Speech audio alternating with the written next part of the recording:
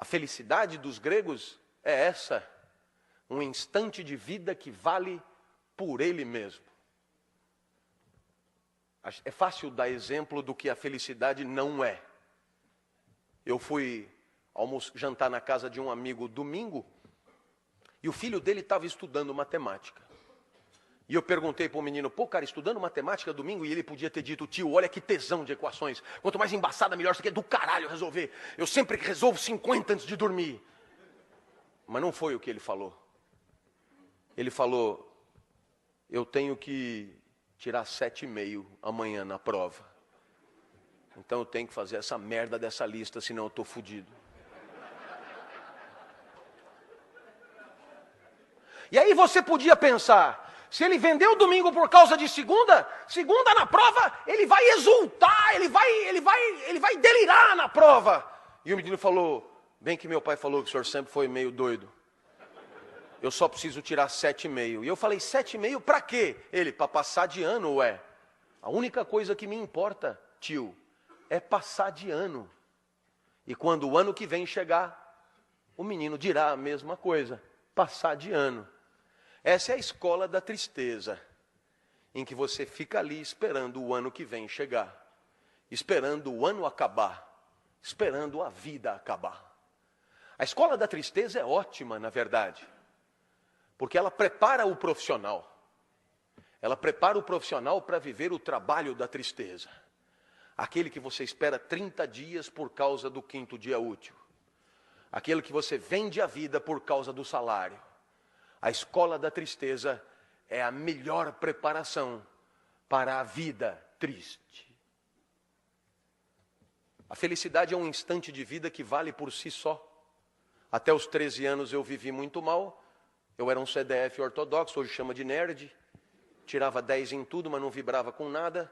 Meu pai tentava, me levava no Morumbi para ver jogo. E ele tinha que me avisar que foi gol.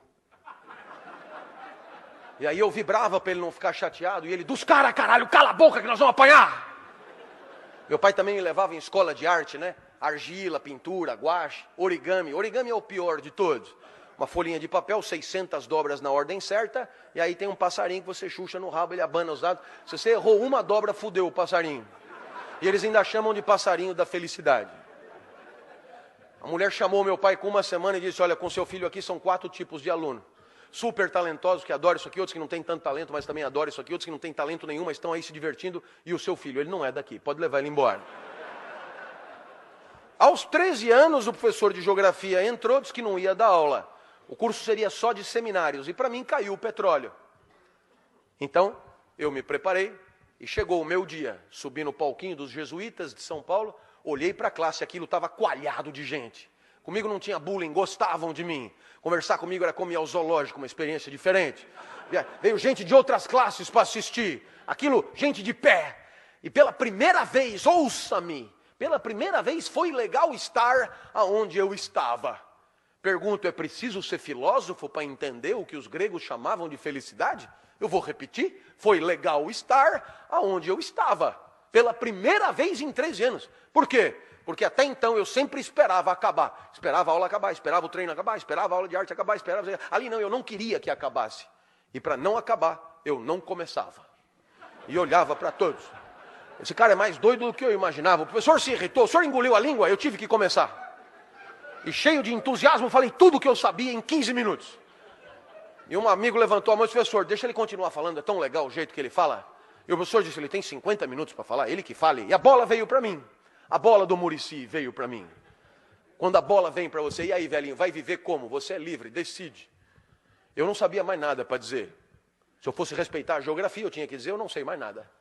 Mas o meu corpo dizia, 13 anos de uma vida de merda, agora que tá do caralho, não sai daí.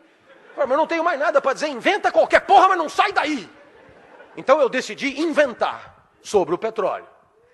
Lembrei do meu pai. Meu pai nunca passou na porta de uma faculdade. Mas o meu pai dizia coisas que depois eu encontrei na mais sofisticada filosofia. Tem um filósofo chamado Nietzsche, que escreveu um livro dificílimo chamado Assim Falava Zaratustra. E o Zaratustra tem uma hora que ele diz mais ou menos assim. Leva o tempo que for para perceber qual é a tua praia. Leva o tempo que for para perceber qual é o teu lugar. Mas depois que você descobriu, não recue ante nenhum pretexto. E o meu pai dizia, para trás nem para pegar impulso. E sempre com carinho. Aplaudir.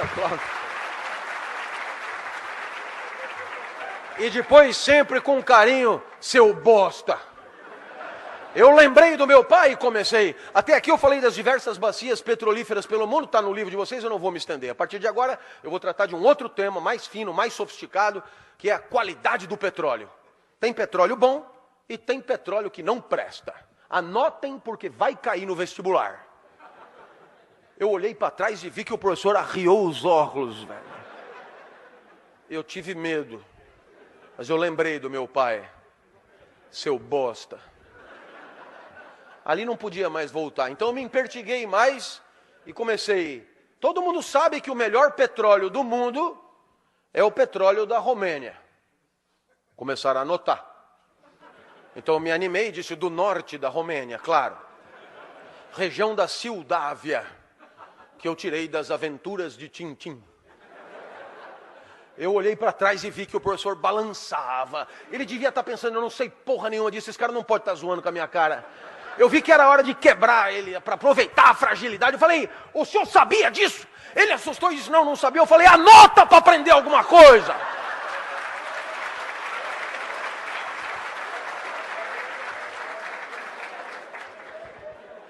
A hora que eu mandei ele anotar as coisas que eu estava inventando, ele não reagiu. Eu falei, esse lugar é do caralho, velho. Eu não precisava me lembrar de nada, eu inventava tudo, a minha aula melhorou demais. Falei de petróleo em Fernando de Noronha, no Bananal, em Madagascar. Foi um show. Terminou a aula, aplausos copiosos. E um menino levantou a mão e disse, professor, eu tenho uma sugestão que eu acho que é de todos. Deixa ele dar todos os seminários. E o professor disse, mas ele só estudou sobre o petróleo. Eu falei, quem falou?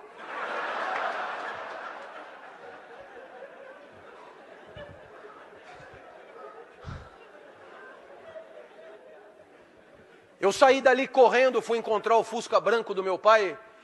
E o meu pai me viu correndo pela primeira vez, eu nem andava, eu me arrastava. Ele me viu correndo, o que aconteceu? Eu comecei a contar o que tinha acontecido e meu pai entendeu. A vida tinha valido a pena ser vivida naquele lugar. Um instante de vida que valeu a pena viver ali, dando aula. Lição para toda a vida. Um lugar que é o meu. César Cielo, 50 livre. Eu na sala de aula. O senhor se acha. Não é uma questão de dar bem aula. Questão de ser feliz dando aula é outra coisa. É quando vale a pena estar ali, mesmo que não tenha salário, mesmo que não tenha aplauso, mesmo que não tenha recompensa, mesmo que não tenha nada, como de fato não tem. O que eu vou fazer se a vida só é boa ali, dando aula, com um monte de gente assistindo? E você dirá, professor, e essa felicidade que o senhor fala para o senhor é o quê? Eu poderia terminar aqui a minha palestra com essa para você. Existe uma coisa que é a alegria. Alegria é quando você ganha potência de agir. É Spinoza que define. Passagem para um estado mais potente do próprio ser. Eu acordo de manhã, a minha energia para viver é muito baixa. Acordei hoje às 4, por exemplo. Eu sentei na cama e lembrei. Cumbica, Salvador, Cumbica e USP ainda. Falei, nossa, velho. Aí a minha mulher, sabe como é 25 anos de matrimônio, já houve um tempo que ela dizia, fica mais um pouquinho. Agora ela diz, não vá se atrasar. E com o pé assim.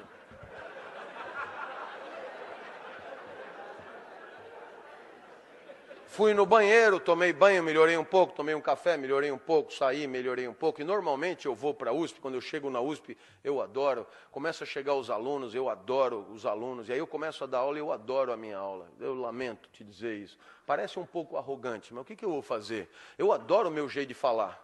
Eu poderia me ouvir eternamente. É impressionante como eu entendo quando eu explico. Então, às 10 horas da manhã, eu estou em cima da mesa gritando. E você perguntará, o que aconteceu entre 5 e 10 da manhã? Resposta de Spinoza, alegria, passagem para um estado mais potente do próprio ser. do próprio ser. Claro que não é sempre assim. 10 horas da manhã, abre a porta, é a mulher do departamento, secretária, a mulher medonha, e ela diz, os outros professores estão reclamando que o senhor grita muito. Pergunto, para onde foi a minha potência de agir? A isso chamamos tristeza. Passagem para um estado menos potente do próprio ser. Eu espero que você tenha entendido. Você vai pelo mundo, tem coisas que te alegram, tem coisas que te entristecem, e a tua potência vai numa senoide subindo e descendo. Impossível só se alegrar. Ninguém consegue se alegrar com o gol do Brasil e com o gol da Holanda, com o gol do Brasil e com o gol da Argentina. Não, a tristeza, obviamente, faz parte da vida. Para haver alegria, tem que haver tristeza. É óbvio que eu disse do próprio ser, porque não tem uma fórmula que dê para todos. E não tem uma fórmula que dê para você para o resto da vida. Porque amanhã você é outro, e o que te alegrou hoje pode não te alegrar amanhã. Você vem pela estrada e para, vê lá Rancho da Pamonha, você está verde de fome, come a primeira pamonha te alegra fudidamente. Pamonha e você, tudo a ver. Pamonha do caralho, velho. Aí você comete um erro a não cometer, fazer da pamonha um ídolo, fazer da pamonha uma qualidade de vida, uma lição de autoajuda, e pede a segunda pamonha, já vai te alegrar menos. Porque o comedor da segunda pamonha já não é mais o comedor da primeira pamonha. Já tem menos fome, mais glicemia no sangue, etc. Mas você é fiel à pamonha, pede a terceira. Quando chega na 10ª, você tem que parar. A mesma pamonha que te alegrou vai te matar. Você, já virou um suco de milho, na verdade, teu sangue. O que vale para a pamonha vale para qualquer coisa, para o matrimônio, por exemplo. Quase sempre a lua de mel é a primeira pamonha. Depois de 5 anos, você não aguenta mais comer pamonha. Aí você começa a querer comer um curauzinho. Mas se você achar que o curauzinho é a solução, tem dia que o curauzinho não tá bom. Talvez por isso a vida que vale a pena seja essa. Uma felicidade assim. Um instante de vida que você gostaria que durasse um pouco mais. Um instante de vida que você gostaria que não acabasse logo. Um instante de vida que você gostaria de repetir. Professor, o que um instante de vida tem que ter para ser feliz? Isso que eu estou te dizendo. E quem é que fala isso? Eu. Dessa vez não é nem Platão, nem Aristóteles, nem Nietzsche, nem Rousseau, sou eu. E o senhor quem é? Clóvis, muito prazer. É que eu não morri ainda, não virei clássico. Mas ainda assim, eu tenho o meu palpite para te dar. Se você quer saber se aquele instante está valendo a pena, pergunte-se se você gostaria que ele durasse um pouco mais. A vida é boa quando você torce para ela não acabar. Perceba que a maior parte do tempo a gente torce para acabar. Torce para o dia acabar, para poder chegar em casa, torce para a semana acabar, por causa do final de semana, torce para o mês acabar, por causa do 5º dia útil, torce para o ano acabar, por causa das festas e das férias. E sem perceber, a gente está torcendo para a vida passar rápido. A felicidade é o contrário disso. A felicidade é quando você gostaria que não passasse, é quando você lamenta o final do dia. É quando você lamenta o final de alguma coisa que você está fazendo. Como num filme argentino, você até esqueceu que está no cinema, e só se lembra que está no cinema quando o filme acaba, e você lamenta muito de tão bom que era o filme, de tão feliz que você foi. Não era outra a pretensão para esse nosso encontro. Que pelo menos por um segundo eu tenha te surpreendido. Que pelo menos por um segundo, 10 minutos tenham passado e você não tenha se dado conta. Que pelo menos quando você não tenha percebido que está tendo uma aula de filosofia há exatamente 1 hora. Que pelo menos por um segundo você tenha pensado em repetir isso, torcido para durar um pouco mais, me mostrado para alguém que você ama na internet, ser meu aluno ou pelo menos me dar um abraço no final da palestra. E se alguma dessas coisas aconteceu, é porque você foi feliz por um segundo. E agora você já sabe o caminho. A vida vale a pena quando você torce para ela não acabar.